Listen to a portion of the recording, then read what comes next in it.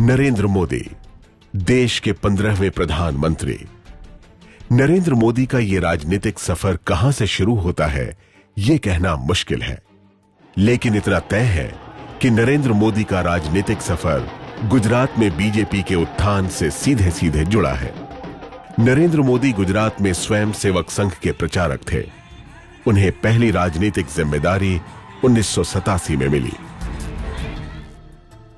1987 में Ahmedabad municipal corporation के चुनाव में बीजेपी को बड़ी जीत हासिल हुई, तो नरेंद्र मोदी को संघ से निकालकर गुजरात बीजेपी में सचिव बना दिया गया और यहां से शुरू हुआ नरेंद्र मोदी का पॉलिटिकल करियर और उनके विरोध का सिलसिला भी।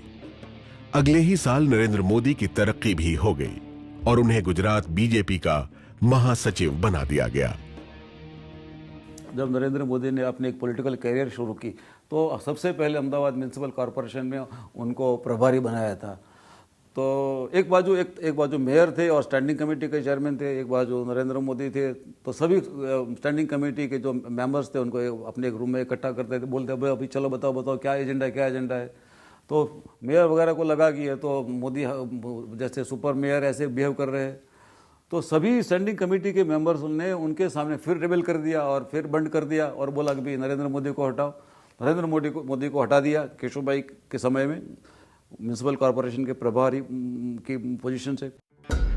14 मार्च 1995 को केशुभाई पटेल ने बीजेपी के पहले मुख्यमंत्री के तौर पर गुजरात की कमान संभाली। उधर नरेंद्र मोदी के पास कोई सरकारी पद नहीं था, लेकिन केशुभाई की सरकार में उनका दखल इतना बढ़ चुका था कि वो केशुभाई और शंकर सिंह वाघेला के बीच एक तीसरे पावर सेंटर के तौर पर नजर आने लगे थे। लेकिन यह सरकार जल्द ही गिर गई और उन्हें बीजेपी का राष्ट्रीय सचिव बनाकर दिल्ली रवाना कर दिया गया। कहा जाता है कि दिल्ली में वनवास के दौरान नरेंद्र मोदी की निगाहें तो गुजरात पर ही टिकी रहीं और इसके लिए उन्हें और ज्यादा इंतजार नहीं करना पड़ा।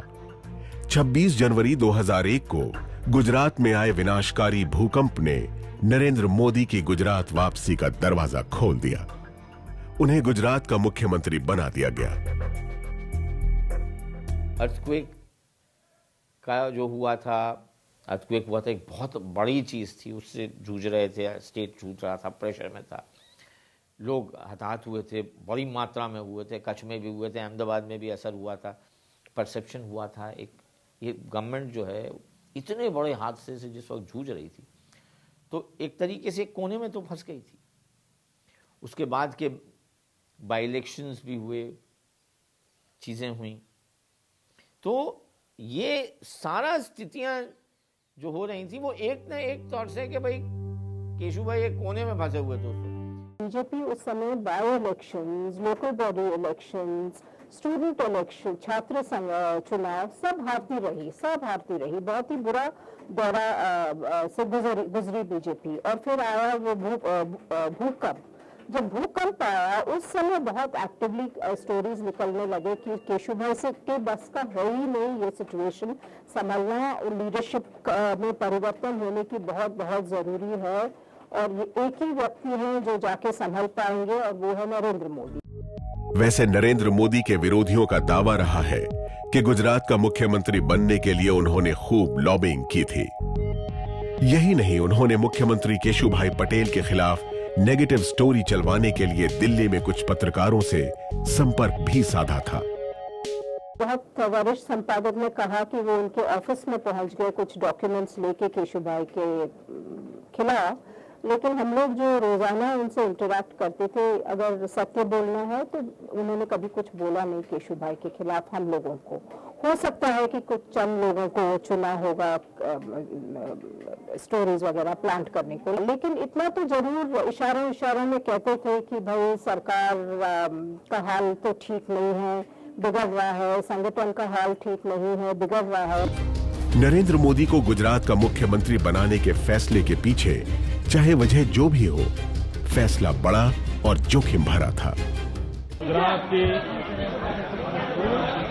सेवा करना का यह जो एक विशेष दायित्व मेरे पर आ रहा है, अक्टूबर 2001 में नरेंद्र मोदी ने पहली बार गुजरात के मुख्यमंत्री पद की शपथ ली। गुजरात में साल 2003 में विधानसभा चुनाव होने थे, जिसमें पार्टी को जिताने की जिम्मेदारी मोदी को सौंपी गई थी। वो वनडे मैच खेलने आए। उन्होंने जब लेजिस्लेचर पार्टी की मीटिंग एड्रेस की थी तो उस वक्त उन्होंने ये स्टेटमेंट किया था। अब सर्कमस्टेंसेस के अंदर न उतरते हुए अगर किसी चीज़ को देखते हैं तो आप बहुत सिंपल तरीके से, बहुत सादगी से ये कह सकते हैं कि वो मौका जो है गोधरा ने उनको प्रेजेंट कर दिया। 27 फरवरी 2002, गोधरा, गुजरात। मुजफ्फरपुर से अहमदाबाद जा रही साबरमती एक्सप्रेस जब सुबह करीब 7:30 बजे गोधरा रेलवे स्टेशन से आगे बढ़ी तो उस पर पहले पथराव किया गया और फिर उसकी 2 बोगियों में आग लगा दी गई। इस वारदात में कुल 59 लोग मारे गए थे, जिनमें ज्यादातर विश्व हिंदू परिषद और बजरंग दल के कार सेवक थे जो अयोध्या से लौट रहे थे।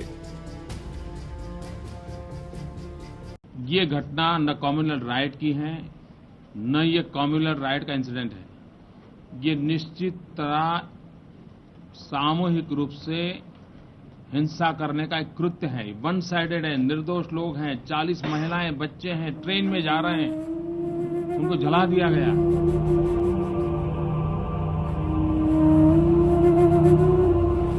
गोधरा में हुई उस खौफनाक वारदात के अगले ही दिन 28 फरवरी 2002 को गुजरात में सांप्रदायिक तनाव फैलने लगा था।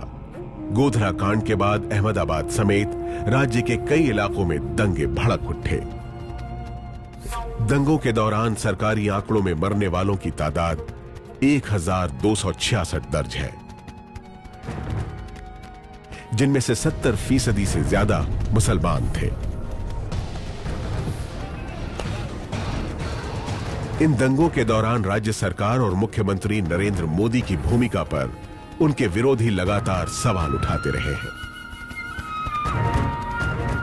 दंगों की जांच सुप्रीम कोर्ट की निगरानी में हुई। मामले की जांच के लिए सुप्रीम कोर्ट ने स्पेशल इन्वेस्टिगेटिव टीम यानी SIT बनाई।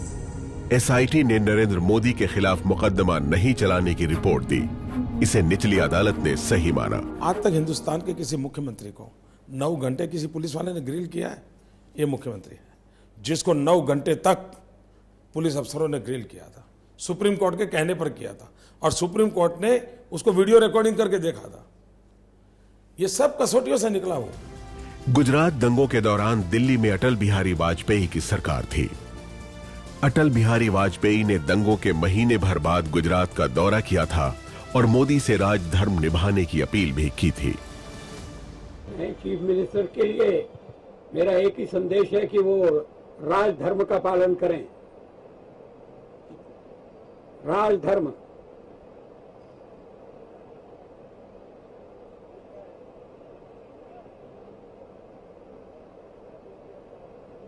ये शब्द काफी सार्थक है।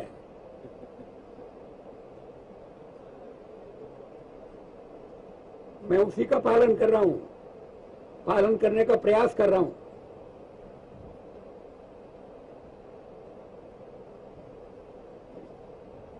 राजा के लिए, शासक के लिए प्रजा प्रजा में भेद नहीं हो सकता, न जन्म के आधार पर, न जाति के आधार पर, न संप्रदाय के आधार पर। हम भी वही कर रहे हैं साहब। मुझे विश्वास है कि नरेंद्र भाई यही कर रहे हैं। मुख्यमंत्री नरेंद्र मोदी ने 2002 में राजधर्म निभाया था या नहीं निभाया, इस बात पर विवाद अभी भी बना हुआ है।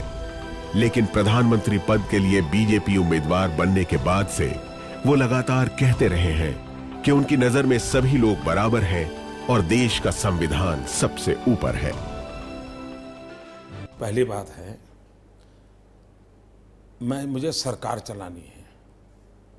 सरकार चलती है संविधान के तहत, और मैं मानता हूं सरकार का एक ही रिलीजन होता है, इंडिया फर्स्ट। सरकार की एक ही होली बुक होती है, आवर कॉन्स्टिट्यूशन।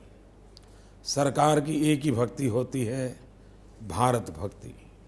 सरकार की एक ही कार्यशैली होती है, सबका साथ, सबका विकास।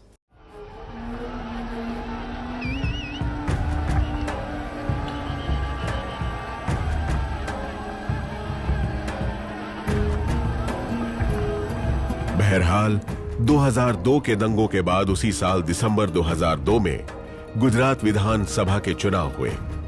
इसमें नरेंद्र मोदी को 127 सीटें मिली और नरेंद्र मोदी ने अपने लिए नई तरह की राजनीतिक जमीन तैयार करना शुरू की। गुजरात में मोदी ने विकास की राजनीति को अपना हथियार बनाया और इसके लिए उन्होंने सबसे पहले गुजरात के कॉर्पोरेट जगत को अपने साथ लिया। मोदी ने उनके सहारे विकास का एक नया मॉडल सामने रखा, जिसे नाम दिया गया वाइब्रेंट गुजरात। From 1960 से लेके you come to the period of to the year 2001, जो हमारा टोटल इंडस्ट्रियल इन्वेस्टमेंट था was 65,000 crore. From 2001 to 2011-12, the total investment now has increased to 2,40,000 crore. Now एक दशके में to bring in an investment of 1,80,000 crore 10 साल में मीन्स 18 से 20,000 करोड़ हर साल इसमें इन्वेस्टमेंट गुजरात में हुआ है। 9 साल की मेहनत के बाद ब्रांड मोदी अब गुजरात में चमकने लगा था। इसी बीच गुजरात के 9 बड़े दंगों की जांच कर रही एसआईटी ने जब मुख्यमंत्री नरेंद्र मोदी को क्लीन चिट दे दी तो 17 सितंबर 2011 को अपने जन्मदिन के मौके पर मोदी सद्भावना मिशन पर निकल पड़े। लेकिन नरेंद्र मोदी की इस सद्भावना यात्रा को लेकर उस वक्त विवाद खड़ा हो गया जब एक मुस्लिम धर्मगुरु से उन्होंने टोपी पहनने से इनकार कर दिया। मैं मेरी परंपराओं का पालन करता हूं, मैं सबकी परंपरा का आदर करता हूं। पालन मेरी परंपराओं का होगा और मुझे इसका गर्व है। दूसरी बात है, हम जानते हैं गांधी को कभी टोपी नहीं पहननी पड़ी, पंडित नेहरू को कभी टोपी नहीं पहननी पड़ी, सरदार वल्लभ भाई पटेल को कभी टोपी नहीं पहननी पड़ी। पिछले दो दशक में ही ये राजनीतिक रंग ले लिया है और मैं अपीजमेंट पॉलिटिक्स का विरोधी हूं। गांधी जी पीएम कैंडिडेट तो नहीं थे? मैं अपीजमेंट पॉलिटिक्स का विरोधी हूं। ये जो अपीजमेंट के सिंबल है उसको मैं कभी फॉलो नहीं करूंगा। मोदी और उनकी पार्टी बीजेपी के विरोधी कहते हैं कि गुजरात दंगों को लेकर आज तक उन्होंने माफी नहीं मांगी है और न ही कभी इस पर अफसोस जताया है। मोदी का दंगों पर जो बयान आया था उसने जख्मों पर मरहम लगाने की बजाय उन्हें कुरेदने का काम किया। हम अगर कार चला रहे हैं, अब वी आर अ ड्राइवर और कोई ड्राइव कर रहा है और हम पीछे बैठे, फिर भी एक छोटा कुत्ते का बच्चा भी अगर कार के नीचे आ जाता है तो हमें पेन फील होता है कि नहीं? होता है। मैं अगर मुख्यमंत्री हूं या नहीं हूं, मैं एक इंसान हूं, कहीं पर भी कुछ बुरा होगा तो दुख होना बहुत स्वाभाविक है। दूसरी तरफ जब नरेंद्र मोदी चौथी बार मुख्यमंत्री बने तब तक यह तय हो चुका था कि मोदी का अगला राजनीतिक पड़ाव प्रधानमंत्री कार्यालय ही है। बीजेपी के अंदर वैसे भी प्रधानमंत्री पद के लिए नरेंद्र मोदी की उम्मीदवारी को लेकर चर्चा 2009 से ही तेज हो गई थी। 2009 के लोकसभा चुनाव में बीजेपी लाल कृष्ण आडवाणी की लीडरशिप में उतरी थी, लेकिन आडवाणी पीएम इन वेटिंग ही रह गए। –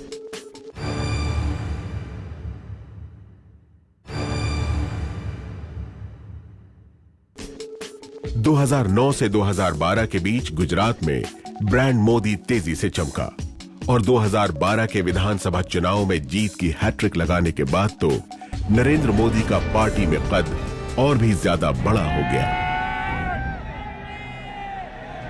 आपकी अगर इच्छा है तो मैं जरूर 27 तारीख को एक दिन के लिए दिल्ली हो आऊंगा। जो सांप्रदायिक स्थितियां थीं या जो इन मुठभेड़ हत्याएं थीं वो उनका पीछा कर रही थीं और इसीलिए मुझे ऐसा लगता है कि शायद उन्होंने विकास को काफ़ी महत्व दिया, सो दैट कि जो चीज़ें उनका पीछा कर रही थी पहले से, जो निगेटिव थी उनके लिए, जो उनकी राजनीति को, उनकी शख्सियत को और उनकी राजनीतिक बड़ी महत्वाकांक्षा को उनके आड़े आ रही थी, उनको वो काउंटर कर सकें और कुल मिलाकर ये कहा जा सके कि वो विकास पुरुष हैं। गुजरात में जीत की हैट्रिक लगाने के बाद नरेंद्र मोदी ने 6 फरवरी 2013 को पहली बार दिल्ली के दरवाजे पर दस्तक दी थी। दिल्ली के श्री राम कॉलेज में जब मोदी बोले तो साफ हो गया कि अब उनकी अगली मंजिल दिल्ली है। नरेंद्र मोदी ने अपने स्वर बदल लिए। कल्पना कीजिए स्पीड की कि एक व्यक्ति अभी तो मैप देख रहा है कि किस इलाके में जाऊं, वो 19 महीने के बाद पहला मेट्रो का कोच बनाकर के दिल्ली को डिलीवरी देता है और आज दिल्ली के अंदर जितने मेट्रो के कोच आ रहे हैं वो गुजरात से बनकर के आ रहे हैं। नरेंद्र मोदी जल्दी ही देश के गली मोहल्लों में चर्चा का विषय बन गए, तो उसके बाद बीजेपी ने भी जून 2013 में उन्हें केंद्रीय चुनाव अभियान समिति का अध्यक्ष बनाकर अपना संदेश साफ कर दिया था।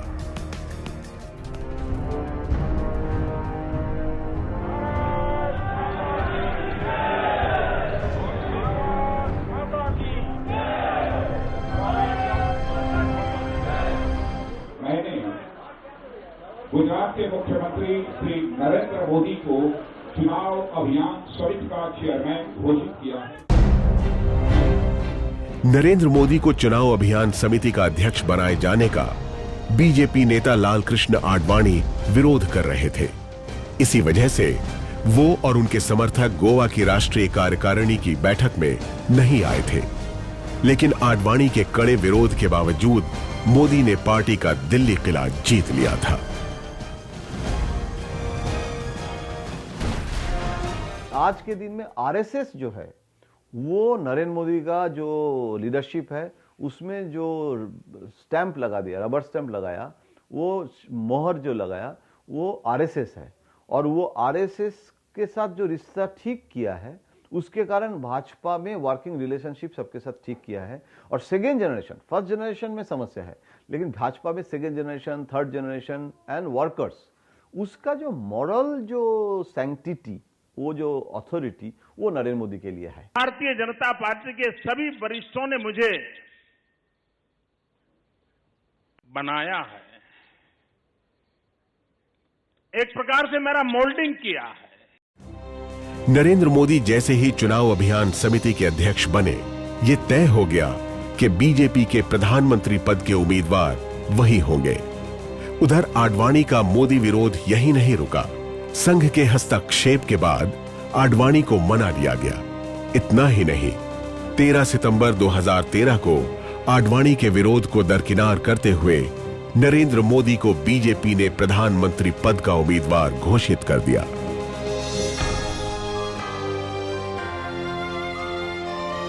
संसदीय दल ने यह फैसला किया है कि श्री नरेंद्र मोदी को आगामी लोकसभा चुनाव के लिए प्राइम मिनिस्ट्रियल कैंडिडेट के रूप में प्रोजेक्ट किया जाए।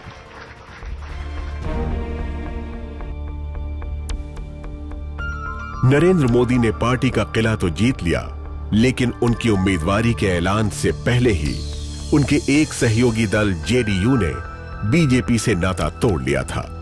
बिहार में जेडीयू और बीजेपी की गठबंधन सरकार थी और राज्य से बीजेपी के पास 12 लोकसभा सीटें भी हैं। इसलिए नीतीश कुमार के अलग होने से बीजेपी को तगड़ा झटका लगा है। नीतीश कुमार ने एनडीए से अलग होने के बाद नरेंद्र मोदी पर वार करने का कोई भी मौका नहीं जाने दिया। ये देश प्रेम से चलेगा, मोहब्बत से चलेगा, भाईचारे से चलेगा, सद्भाव से चलेगा, गले मिलने से चलेगा, सबकी इज्जत करने से चलेगा। इसमें कभी टोपी भी पहननी पड़ेगी, कभी टीका भी लगाना पड़ेगा। दूसरी तरफ गुजरात दंगों के बाद एनडीए की सरकार से इस्तीफा देने वाले लोक जनशक्ति पार्टी के नेता रामविलास पासवान और मोदी के इस्तीफे की मांग करने वाले चंद्रबाबू नायडू एनडीए में शामिल हो गए। इससे मोदी के प्रधानमंत्री बनने की राह आसान हो गई।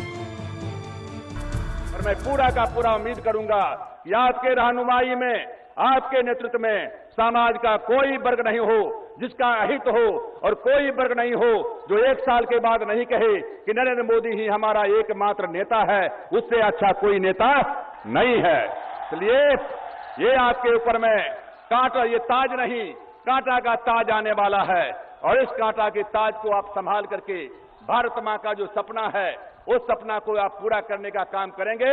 Nation for the last 10 years it is suffering because of Congress party misrule, inefficient rule and corrupt rule. Congress free India, we have to make it, then only all these problems will be solved. I am confident Modi will prove all these things. Already established in Gujarat, it will be repeated at all India level. 25 पार्टियों के गठबंधन के साथ नरेंद्र मोदी चुनाव मैदान में उतरे। Television कैमरों में, अखबारों में, होर्डिंग, पोस्टर में हर जगह नरेंद्र मोदी ही दिखते रहे। बीजेपी के पीएम कैंडिडेट के तौर पर 7 महीने के अंदर 400 से भी अधिक रैलियां, 25 से भी अधिक राज्यों का दौरा, 3 लाख किलोमीटर से भी अधिक की यात्रा, चाय पर चर्चा से लेकर 3D सभा जैसे नए प्रयोग, चुनावी एजेंडा सेट करते हुए विरोधियों पर हमले बोला। उन्होंने चुनाव लड़ने का पूरा तरीका ही बदल दिया, और अब चुनाव के नतीजों ने भारत की राजनीति को हमेशा के लिए बदल दिया।